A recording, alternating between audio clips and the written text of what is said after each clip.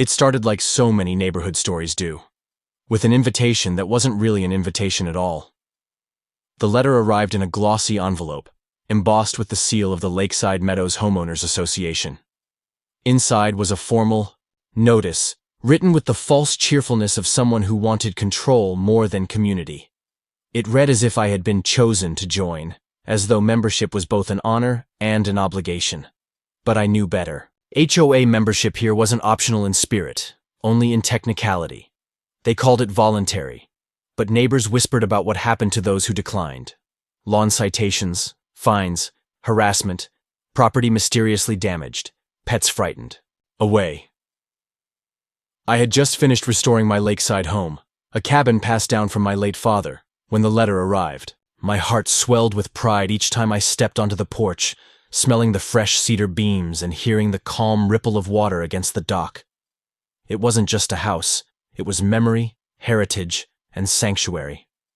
And so, when I set the letter aside and declined their offer, I expected some pushback, perhaps a few cold shoulders at the general store, maybe a nasty anonymous note in the mailbox. But what came next was something darker, more deliberate, and utterly vile. The first incident seemed minor. My mailbox torn from its post. Then came the anonymous complaints filed with the county, allegations of zoning violations, improper dock construction, even illegal tree cutting. Each report was investigated and dismissed. Yet every visit from an inspector wasted hours of my life and reminded me someone was watching. Neighbors who once waved politely stopped making eye contact. At community gatherings, silence would follow when I entered the room. And then there was Karen. Though her real name was something far more prim, she carried herself with the trademark sharpness of a self-appointed queen bee. Her gaze was cold, her words sugary, and her position as HOA president was less about service and more about domination. Karen began leaving flyers on my doorstep. Friendly reminders about lawn length, notes about community standards for exterior paint colors, even suggestions about the kind of mailbox I should purchase. Ironically, the one she had likely destroyed. But behind every note, every whisper, was an unspoken threat. Comply, or pay the price. The breaking point came one evening when I returned home from work. Spray paint marked the side of my cabin. Crude words, accusations of being a parasite who lived free while others paid dues. The attack was bold, right on the walls of the home I had rebuilt with my own hands. I filed a police report, but the officer's shrug told me everything I needed to know. Around here, the HOA's influence ran deep. Complaints against them rarely went far, and Karen had a way of spinning narratives, presenting herself as the upstanding guardian of the community. Still, I refused to bend. I refused to sign their membership forms. My land, my rules, my freedom. That defiance was all it took to set, in motion, the event that would change everything.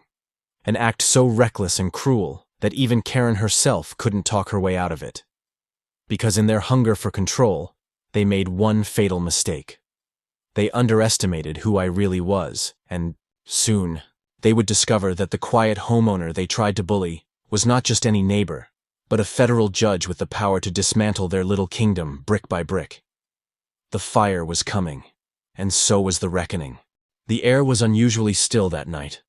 The lake, usually restless with small ripples, mirrored the stars in sharp, glassy reflections. I had just finished my evening routine, locking the doors, placing my father's old rifle back in its case, and pouring a final glass of water when the smell reached me. Smoke. At first, I thought it might have been a neighbor's fireplace or a late-night bonfire, but the odor was thick, acrid, and growing. It seeped through the cracks of my windows, clinging to my clothes and hair. Within seconds, I knew something was wrong. When I opened the back door, the sight made my stomach drop. Flames licked at the side of my cabin, bright orange against the darkness, already devouring the fresh cedar siding I had carefully installed months earlier. The fire was spreading too quickly, unnaturally fast, as though fueled by something more than dry wood and bad luck. Gasoline. Panic fought with instinct. I grabbed the extinguisher, but it was no use. The fire was alive, consuming, roaring with hunger. The crack of timber beams echoed through the night as windows burst, spraying shards across the lawn. My chest heaved from the smoke, eyes stinging, lungs desperate. I staggered away from the inferno, the heat pushing me farther and farther, until I stood helpless at the dock, watching the home I had rebuilt crumble into glowing ruin. Sirens came eventually, but too late. Fire trucks rumbled down the narrow road, their lights slicing through the night like knives. Neighbors emerged from their homes, some with genuine concern, others with faces lit by something darker. Satisfaction. And there, standing among them, was Karen. Her robe was cinched tight, her hair wrapped in a silk scarf, as though she had been prepared to step outside at a moment's notice. Her arms were crossed, her lips curled ever so slightly. Not a smile, not quite, but something worse. A look of victory. The fire chief muttered words like accelerant and arson, but the deputy sheriff, who just happened to be Karen's cousin, took down my statement with a laziness that bordered on insult. He avoided eye contact, scribbled half-hearted notes, and finally said the words I had already predicted. Could have been an accident. An accident. The remains of my life smoldered behind me, glowing embers floating into the night like fireflies. My father's journals, gone. Family photographs, destroyed. Years of memories reduced to ash. And yet, the implication from the sheriff was clear. No real investigation would follow. Not here, not against them, neighbors whispered. Some shook their heads in mock sympathy. Others, emboldened by the crowd, muttered that maybe this was what happened when people refused to be part of the community. But in that moment, standing barefoot on the gravel road, ash clinging to my skin, I felt no despair, only resolve. Because while Karen and her board of bullies thought they had silenced me, they had only awakened something far more dangerous. They thought they had burned down a cabin. What they didn't realize was that they had ignited a fuse. In my world, the real world, actions like this carried consequences. Severe consequences. I had spent years on the bench, presiding over the darkest kinds of cases. Racketeering, organized, crime, fraud, conspiracies built on arrogance and entitlement. I knew how groups like this operated, and I knew exactly how to dismantle them. Karen believed her HOA was untouchable, that their reach extended into law enforcement, zoning boards, and even the county commissioners, and perhaps it did. At least at this level, but their reach stopped dead at the steps of the federal courthouse. And that was my domain. So, as the fire died down and the crowd dispersed, I made myself a silent promise. They wanted war. They wanted to push me out, strip me of dignity, erase the legacy of my family. Instead, they had handed me the perfect case. And I would not just fight back. I would make an example out of them. The morning after the fire, the lake was unnervingly quiet. Ash still floated on the surface of the water, gray flecks drifting like dead leaves. My cabin was reduced to a blackened skeleton, smoke still curling from its remains. Where once stood, walls and windows, there was now nothing but ruin. But while the HOA thought they had broken me, they had underestimated one thing. I thrived in the aftermath of destruction. I began documenting everything. Photographs of the damage, the scorch, marks, the melted remains of what had been my kitchen appliances. I collected statements from the few neighbors brave enough to speak the truth, those who had seen figures near my property late that night. Some described the sound of footsteps, others spoke of vehicles idling with headlights off. All feared retaliation, but I assured them their testimony wouldn't be wasted. I filed my own reports, bypassing the county sheriff's office entirely. Their corruption was obvious. Half of them owed favors to the HOA, and Karen's influence reached too deep. Instead, I called in contacts I trusted, federal investigators, former clerks now working at the U.S. Attorney's Office, friends in the bureau who owed me favors from cases long past. Every photograph, every whispered statement, every suspicious connection was quietly packaged and delivered to the right hands. I wasn't just building a case, I was constructing a noose. Meanwhile, I returned to the HOA's own records. On paper, They appeared pristine. Dues collected, landscaping maintained, community guidelines enforced. But behind closed doors, I began finding cracks, mismanaged funds, community improvement projects that never materialized, payments siphoned off into private accounts, the kind of white-collar crime I had sentenced people to decades in prison for. And at the center of every transaction, every questionable decision, was Karen. She signed the checks, approved the expenses, and silenced anyone who asked too many questions. To her, the HOA wasn't a nonprofit. It was a fiefdom. I spent my days in ashes, but my nights in strategy. Each piece of evidence I uncovered only sharpened my resolve. Every late-night phone call, every email coded in legal jargon, brought me closer to the inevitable. But the HOA wasn't idle. They doubled down. Anonymous letters appeared on my temporary rental's doorstep. Notes that read, "Leave before it gets worse." My vehicle tires were slashed twice in 1 week. A dead animal was left in my mailbox, its carcass a grotesque message. To the HOA, this was intimidation. To me, it was evidence, patterns of harassment, proof of a coordinated campaign. I kept everything, cataloged meticulously, stored in fireproof cases and digital drives. Still, Karen believed she was untouchable. At the next HOA gathering, she stood before the neighborhood with the air of a monarch addressing her subjects. I wasn't invited, but I didn't need to be. Word spread quickly. She had told the crowd my fire was tragic but predictable, a result of poor wiring and negligence. She painted me as the outsider, the problem, the one who refused to follow the rules, and for a time, she almost convinced them. Fear has a way of bending loyalty. But beneath her smug composure, she had no idea that her words were being recorded. A sympathetic neighbor, tired of her lies, had captured the entire speech on their phone and handed it to me. The recording was damning. She spoke with too much certainty, too much glee. She slipped, revealing details about the fire's timing no one should have known. It was enough. The day after, I drove not to the local courthouse, but to the federal building 3 counties over. There, behind secure walls and reinforced glass, I sat with prosecutors who had once stood before my bench, their respect for me unshakable. I laid everything before them, the photographs, the financial documents, the threats, the recordings, and as they leaned forward, eyes widening, I saw it in their faces. This wasn't just vandalism or petty harassment anymore. This was racketeering, conspiracy, fraud, arson. Crimes that carried sentences measured not in months, but in decades.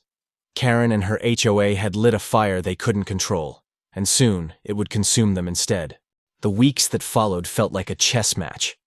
Every move I made was deliberate. Every response from the HOA anticipated. They believed they had stripped me of everything, my home, my reputation, my peace. But what they hadn't realized was that I still had the most valuable weapon of all, the law and the ability to wield it with precision. Behind closed doors, federal prosecutors assembled their case. I watched as the evidence I had collected grew into something far larger than even I had imagined. Subpoenas were issued, bank records obtained, witness statements corroborated. Every thread we pulled unraveled more corruption. The HOA wasn't just extorting residents with fines and maintenance fees. They were laundering money through shell companies. Landscaping contracts were awarded to businesses owned by board members' relatives. Community dues were siphoned into personal accounts disguised as miscellaneous expenses. And the most damning piece of all, HOA funds had been used to purchase accelerants, logged in receipts just days before my house went up in flames. The prosecutors worked quietly, ensuring nothing leaked. But I knew Karen was getting nervous. Her once confident posture faltered at HOA meetings. Her smiles grew tighter, her tone sharper. She noticed fewer people attended her gatherings. Neighbors who once blindly followed her now staying home. Fear was shifting, no longer directed at me, but at her. I added pressure where I could. Carefully timed questions at county meetings. Legal citations sent directly to the zoning board. Letters to state regulators requesting audits. Each action was another crack in their facade. And then, the trap was set.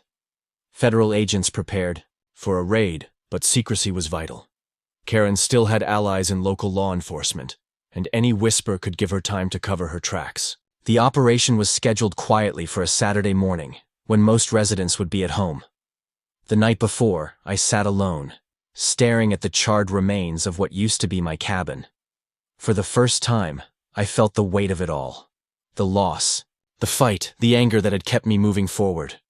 I traced my hand along the blackened frame of the front door, the only piece still standing. This was the place my father had built, where he had taught me to fish, to work with my hands, to value independence above all.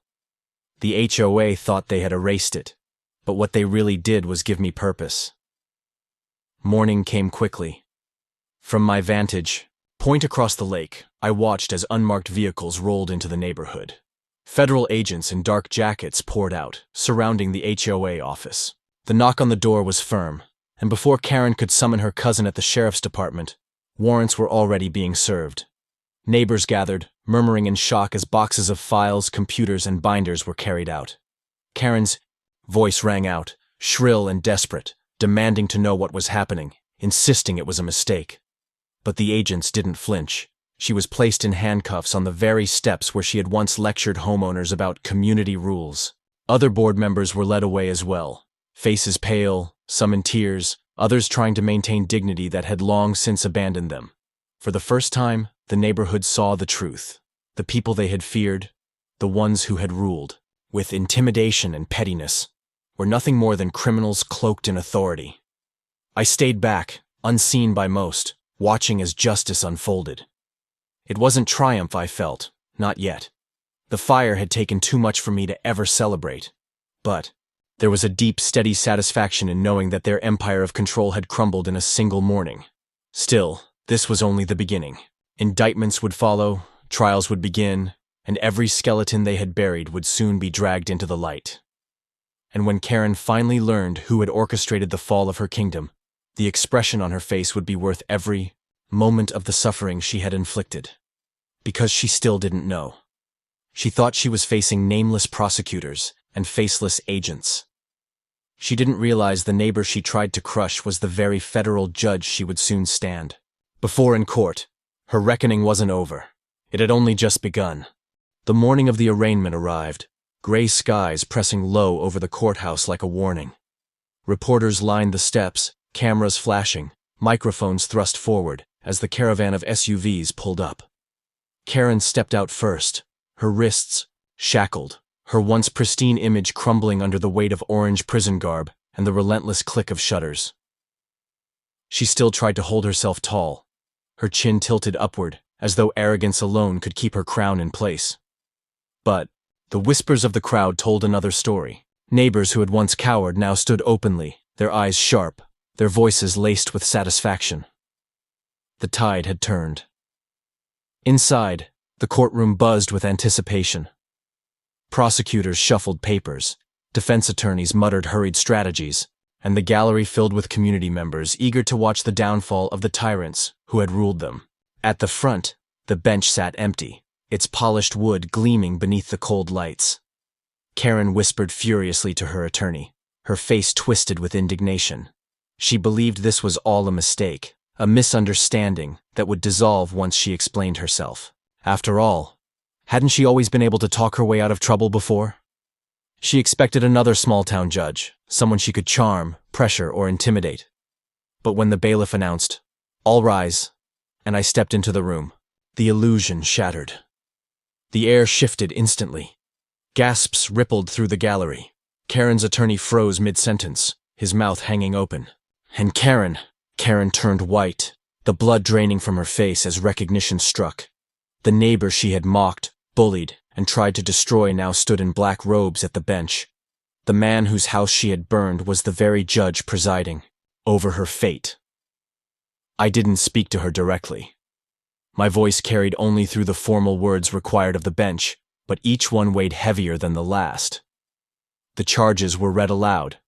Arson, fraud, racketeering, conspiracy. Words that rang like hammers, each one driving another nail into the coffin of her empire. Karen's composure shattered. She lunged to her feet, her voice cracking as she shouted protests, her attorney tugging at her sleeve in panic. She accused the system of bias, the neighbors of betrayal, even me of personal vengeance. But the courtroom only grew colder, the murmurs louder, as the mask she had worn for years fell away. I remained calm, impassive, the very image of judicial authority. The truth was, I didn't need to seek revenge. Justice itself was enough, and justice was no longer on her side. The arraignment concluded with bail denied.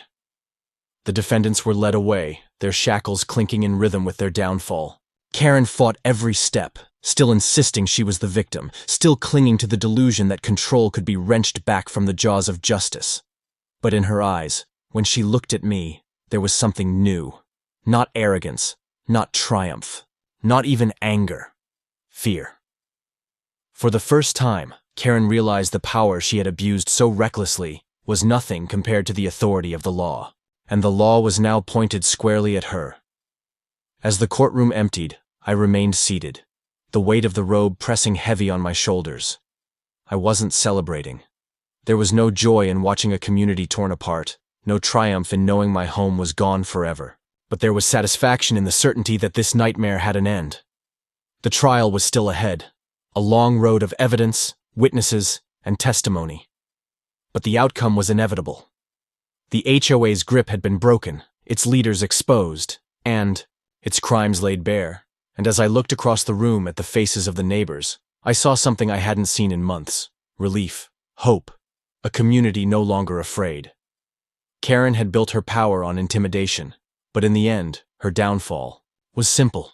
She had underestimated the wrong person. The trial stretched on for weeks, every day peeling back another layer of the HOA's corruption.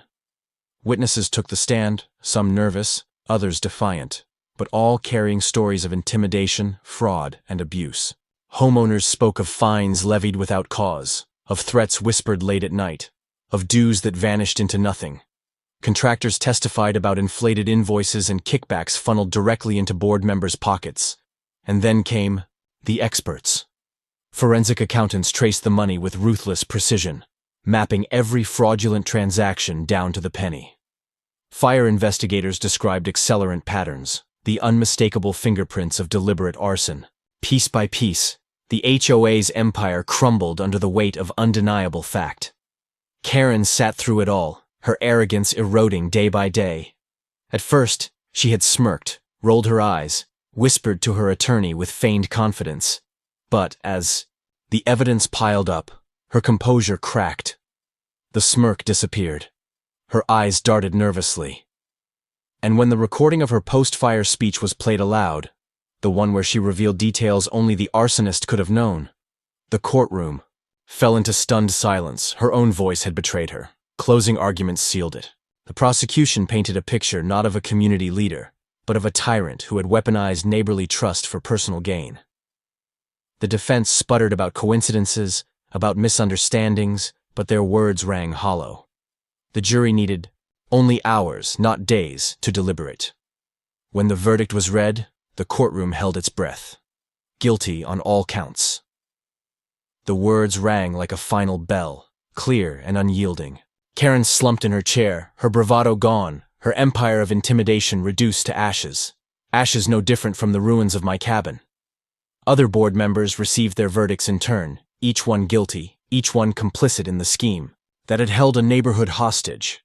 Sentencing followed swiftly. Years in prison, restitution ordered, fines levied.